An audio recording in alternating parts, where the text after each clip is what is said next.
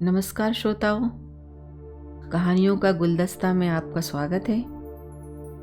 तो आज से मैं मुंशी प्रेमचंद की कालजयी कहानियों की श्रृंखला में उन कहानियों को सुनाने जा रही हूँ जो आपने कई बार पढ़ी एवं सुनी होंगी, परंतु प्रत्येक बार वे नई ही मालूम देती हैं। तो सुनिए इस श्रृंखला की प्रथम कहानी, कफन। झोपड़े के द्वार पर घीसू और उसका बेटा माधव दोनों एक बुझे हुए अलाव के सामने चुपचाप बैठे हुए थे। अंदर माधव की बहू बुधिया प्रसव वेदना से कराह रही थी। रह रहकर उसके मुंह से ऐसी दिल हिला देने वाली चीख निकलती थी कि दोनों कलेजा थाम लेते थे। जाड़ों की रात थी, प्रकृति सन्नाटे में डूबी हुई, सारा गांव अंधकार में लय हो गया था। घीसू ने कहा, मालूम होता है बचेगी नहीं, सारा दिन दौड़ते ही गया, जा देख तो आ। माधव चिढ़कर बोला, मरना ही है तो जल्दी मर क्यों नहीं जाती, देख कर क्या करूं? तू बड़ा बेदर्द है बे, साल भर जिसके साथ सुख चैन से रहा उसी के साथ इतनी बेवफाई। तो मुझसे उसका तड़पना और हाथ पांव पटकना नहीं देखा जाता। माधव ने दो टूक कहा। जमारों का कुनबा था और सारे गांव में बदनाम। घीसू एक दिन काम करता तो 3 दिन आराम करता। माधव इतना कामचोर था कि आध घंटे काम करता तो घंटे भर चिलम पीता, इसलिए उन्हें कहीं मजदूरी नहीं मिलती थी। घर में मुट्ठी भर भी अनाज मौजूद हो तो उनके लिए काम करने की कसम थी। जब 2-4 फाके हो जाते तो घीसू पेड़ से लकड़ियां तोड़ लाता और माधव बाजार में बेच आता, और जब वह पैसे रहते दोनों इधर उधर मारे मारे फिरते। गांव में काम की कमी ना थी। किसानों का गांव था, मेहनती आदमी के लिए 50 काम थे, परंतु इन दोनों को उसी वक्त बुलाते जब 2 आदमियों से एक का काम पाकर संतोष कर लेने के सिवा और कोई चारा न होता। अगर दोनों साधु होते तो उन्हें संतोष और धैर्य के लिए संयम और नियम की बिल्कुल जरूरत ना होती। यह तो इनकी प्रकृति थी। विचित्र जीवन था इनका। घर में मिट्टी के 2-4 बर्तनों के सिवा कोई संपत्ति नहीं। फटे चीथड़ों से अपनी नग्नता को ढाके जी रहे थे। संसार की चिंताओं से मुक्त, कर्ज से लदे हुए, गालियां भी खाते, मार भी खाते, मगर कोई गम नहीं। दीन इतने कि वसूली की आशा बिल्कुल ना रहने पर भी लोग इन्हें कुछ ना कुछ कर्ज दे ही देते थे। मटर आलू की फसल में दूसरों के खेतों से मटर या आलू उखाड़ लाते और भून भान कर खा लेते, या 10-5 ऊख उखाड़ लाते और रात को चूसते। घीसू ने इसी प्रकार से 60 साल की उम्र काट दी, और माधव भी सपूत बेटे की तरह बाप के ही पद चिन्हों पर चल रहा था, बल्कि उसका नाम और भी उजागर कर रहा था। इस वक्त भी दोनों अलाव के सामने बैठकर आलू भून रहे थे, जो कि किसी खेत से खोद कर लाए गए थे। घीसू की स्त्री का तो बहुत दिन हुए देहांत हो गया था। माधव का ब्याह पिछले साल हुआ था। जब से यह औरत आई थी उसने इस खानदान में व्यवस्था की नींव डाली थी, और इन दोनों बेगैरतों का दोजक भरती रहती थी। जब से वह आई ये दोनों और भी आराम तलब हो गए थे, बल्कि कुछ अकड़ने भी लगे थे। कोई कार्य करने को बुलाता तो दुगनी मजदूरी मांगते। वही औरत आज प्रसव वेदना से मर रही थी, और ये दोनों शायद इसी इंतजार में थे कि वह मर जाए तो आराम से सोएं। घीसू ने आलू छीलते हुए कहा, जाकर देख तो क्या दशा है उसकी। चुड़ैल का फिसाद होगा और क्या, यहां तो ओझा भी 1 रुपया मांगता है। माधव को भय था कि वह कोठरी में गया तो घीसू आलू का एक बड़ा भाग साफ कर देगा। बोला, मुझे वहां जाते डर लगता है। डर किस बात का है, मैं तो यहां हूं ही, तो तुम ही जाकर देखो ना। मेरी औरत जब मरी थी तो मैं 3 दिन तक उसके पास से हिला तक नहीं। और फिर बहू मुझसे लजाएगी कि नहीं? जिसका कभी मुंह भी नहीं देखा, आज उसका उघड़ा हुआ बदन देखूं? उसे तन की सुध भी तो ना होगी। मुझे देख लेगी तो खुलकर हाथ पांव भी ना पटक सकेगी। घीसू ने कहा। मैं सोचता हूं कोई बाल बच्चा हुआ तो क्या होगा? सौंठ, गुड़, तेल कुछ भी तो नहीं है घर में। सब कुछ आ जाएगा, भगवान दें तो। जो लोग अभी 1 पैसा नहीं दे रहे हैं, वे कल बुलाकर रुपये देंगे। मेरे 9 लड़के हुए। घर में कभी कुछ ना था, मगर भगवान ने किसी न किसी तरह बेड़ा पार लगा ही दिया। जिस समाज में रात दिन मेहनत करने वालों की हालत उनकी हालत से कुछ अच्छी ना थी, और किसानों के मुकाबले वे लोग जो किसानों की दुर्बलताओं से लाभ उठाना जानते थे, कहीं ज़्यादा संपन्न थे, वहाँ इस तरह की मनोवृत्ति का पैदा हो जाना कोई अचरज की बात ना थी। हम तो कहेंगे घीसू किसानों से कहीं ज़्यादा विचारवान था, और किसानों के विचार शून्य समूह में शामिल होने के बदले बैठकबाजों की कुत्सित मंडली में जा मिलता था। हाँ, उसमें यह शक्ति ना थी कि बैठकबाजों के नियम और नीति का पालन करता।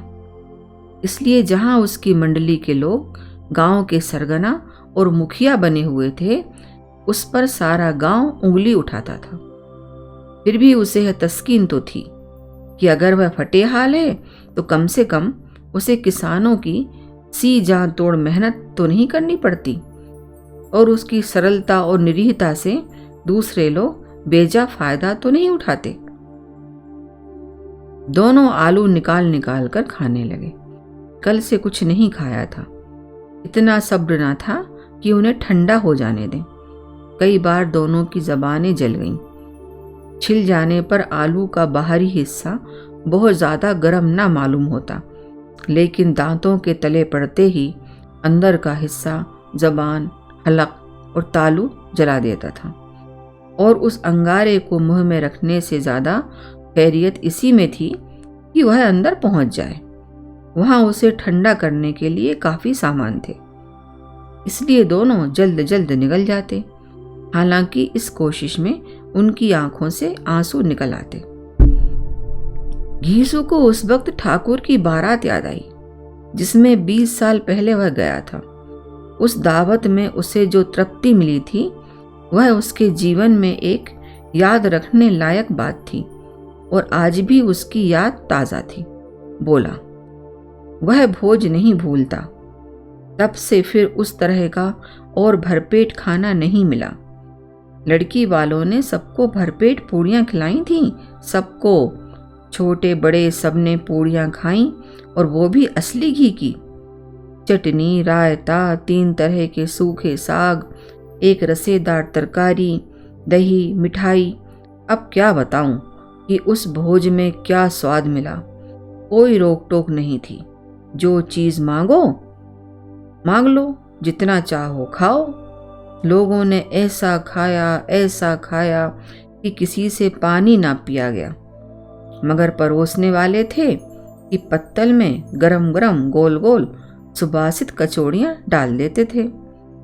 मना करते थे कि नहीं चाहिए, पत्तल पर हाथ से रोकते, मगर वह थे कि दिए जाते थे।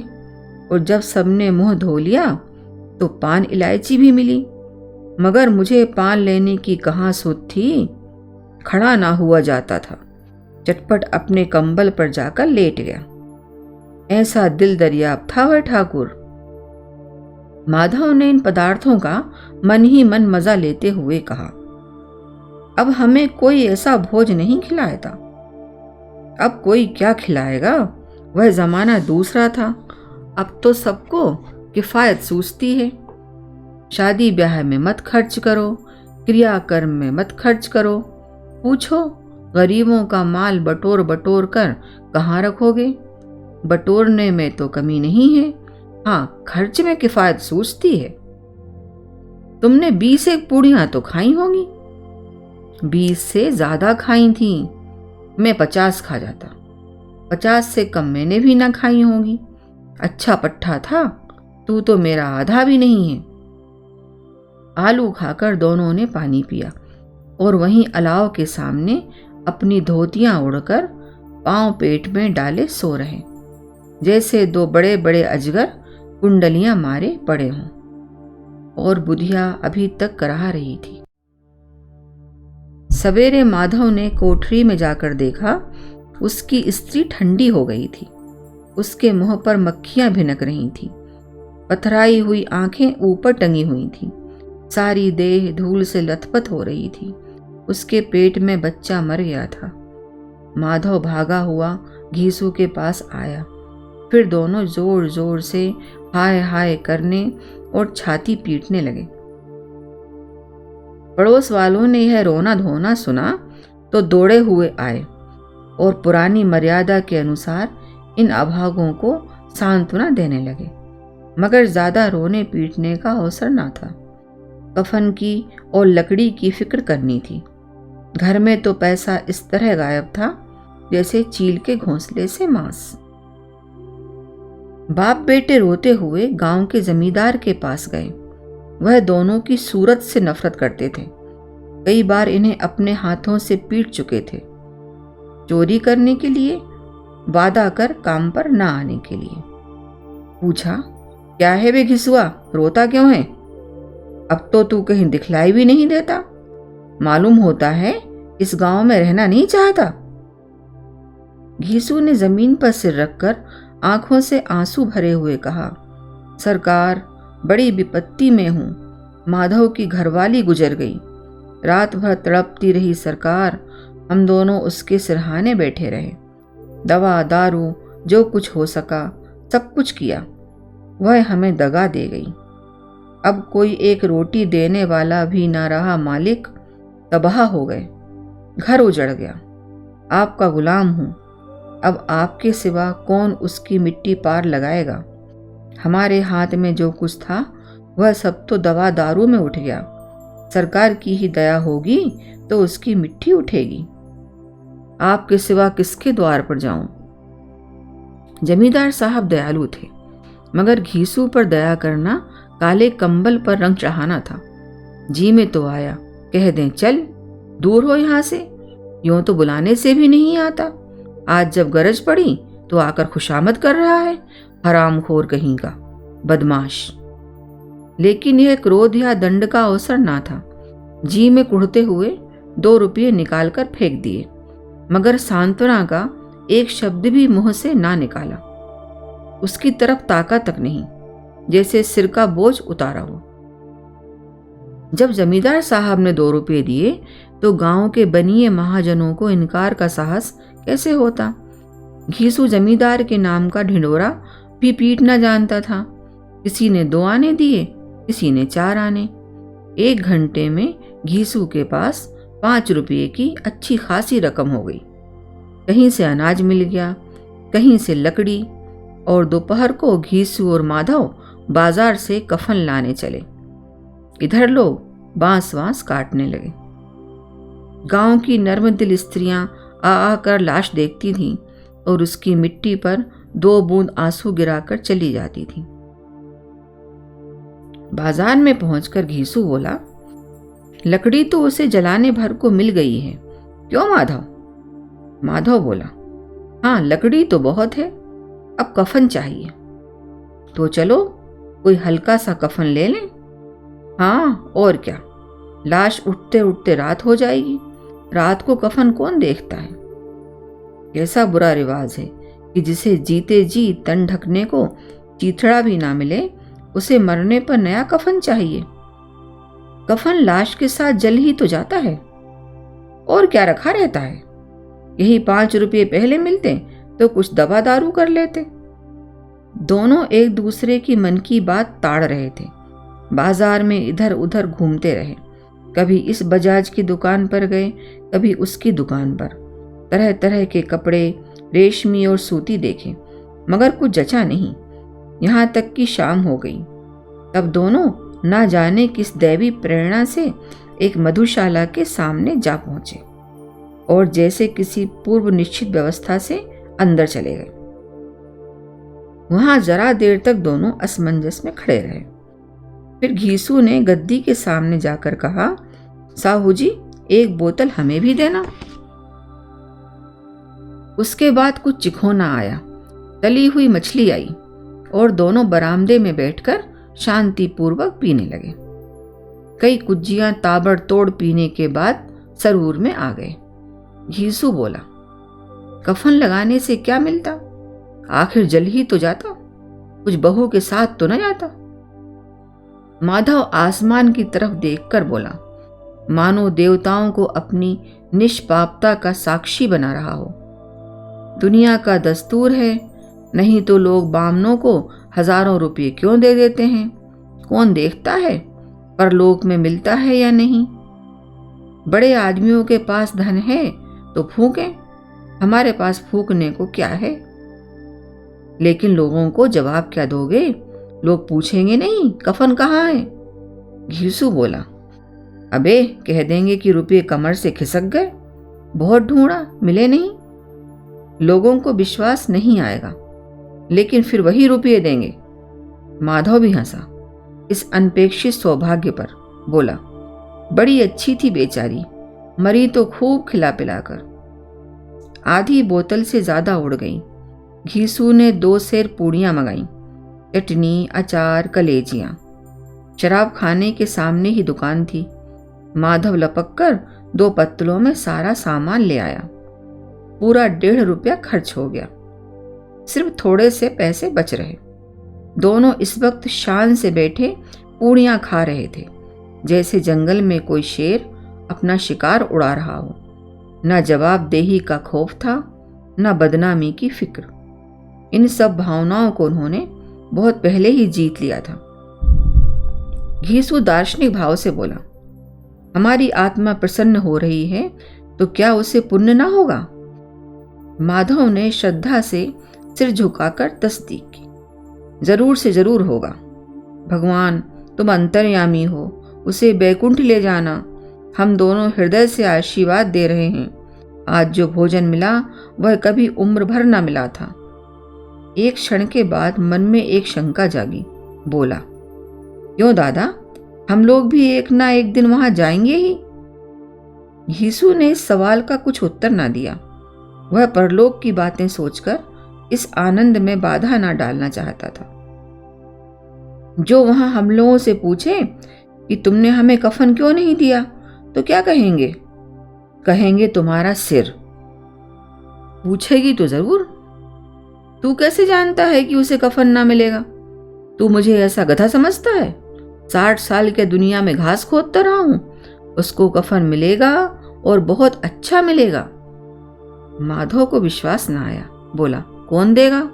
रुपये तो तुमने चट कर दिए, वह तो मुझसे पूछेगी। उसकी मांग में तो सिंदूर मैंने भरा था। घीसू गुस्सा होकर बोला, मैं कहता हूं उसे कफन मिलेगा, तू मानता क्यों नहीं? कौन देगा, बताते क्यों नहीं? अरे वही लोग देंगे जिन्होंने अब की दिया। हाँ, अब की रुपये हमारे हाथ ना आएंगे। ज्यों ज्यों अंधेरा बढ़ता था और सितारों की चमक तेज होती थी, मधुशाला की रौनक भी बढ़ती जाती थी। कोई गाता था, कोई डींग मारता था, कोई अपने संगी के गले लिपटा जाता था, कोई अपने दोस्त के मुंह में कुल्हड़ लगाए देता था। वहां के वातावरण में सरूर था, हवा में नशा। कितने तो यहां आकर एक चुल्लू में मस्त हो जाते थे। शराब से ज्यादा यहाँ की हवा उन पर नशा करती थी। जीवन की बाधाएं यहाँ खींच लाती थीं और कुछ देर के लिए यह भूल जाते थे कि वे जीते हैं कि मरते हैं, या ना जीते हैं ना मरते हैं। और ये दोनों बाप बेटे अब भी मजे ले लेकर चुस्कियां ले रहे थे। सबकी निगाहें इनकी ओर जमी हुई थीं। दोनों कितने भाग्य के बली हैं। पूरी बोतल बीच में है।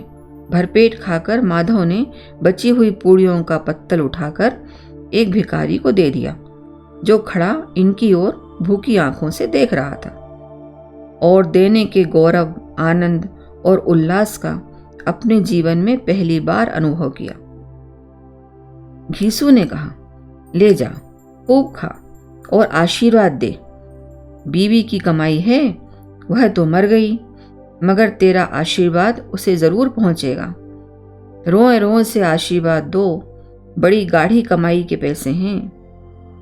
माधव ने फिर आसमान की तरफ देखकर कहा, वह बैकुंठ में जाएगी दादा, बैकुंठ की रानी बनेगी। घीसू खड़ा हो गया और जैसे उल्लास की लहरों में तैरता हुआ बोला, हाँ बेटा, बैकुंठ में जाएगी। किसी को सताया नहीं, किसी को दबाया नहीं, मरते मरते हमारी जिंदगी की सबसे बड़ी लालसा पूरी कर गई।